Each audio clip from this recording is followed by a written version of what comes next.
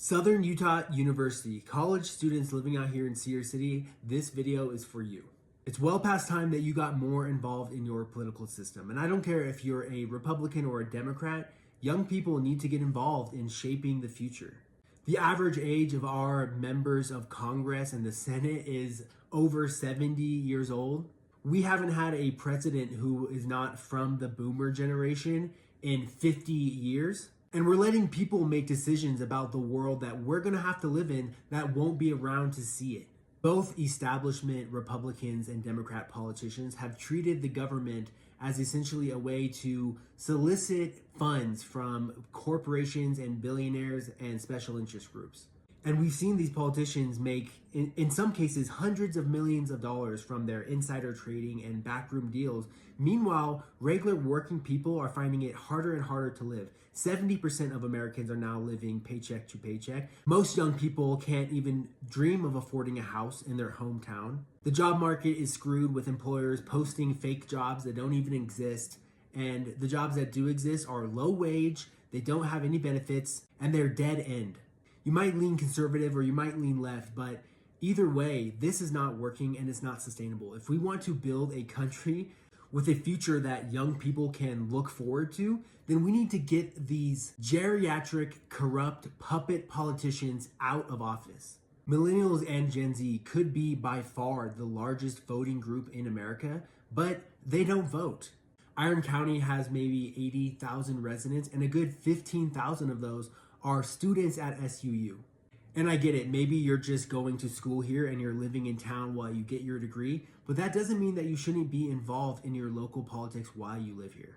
You should be electing the city councilor who wants to make housing more affordable for students. You should be choosing the representative in the Utah House who's going to raise the minimum wage. And you should choose an Iron County commissioner that is not going to rush through a $30 billion data center that is going to be run off natural gas and pollute our air out here.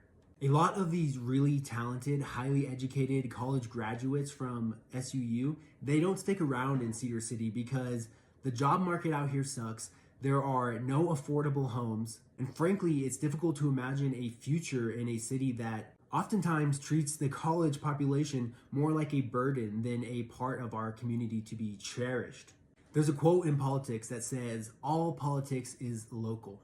And what it means is when you look around and you see things that are wrong with your community, that those are the results of real legislation that has been passed by your representatives. Cedar City could be so much better for all of us, all of the working people in this county, if we all decided to get involved in our local politics. And that means that you should consider running for office and you should consider organizing, because I promise you that you are a lot more like your neighbors and you have a much brighter vision for the future than the politicians currently pretending to represent us in the legislature.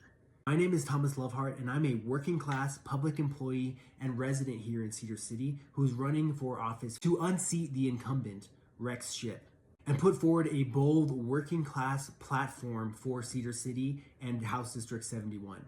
Rex Shipp has been in office for 8 years, and in those 8 years, there are no policies that he can point to that have actually improved the lives of working people in his district.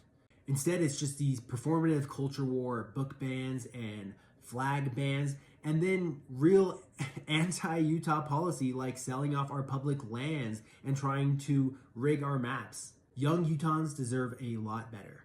And if you vote for me, I promise to work for you.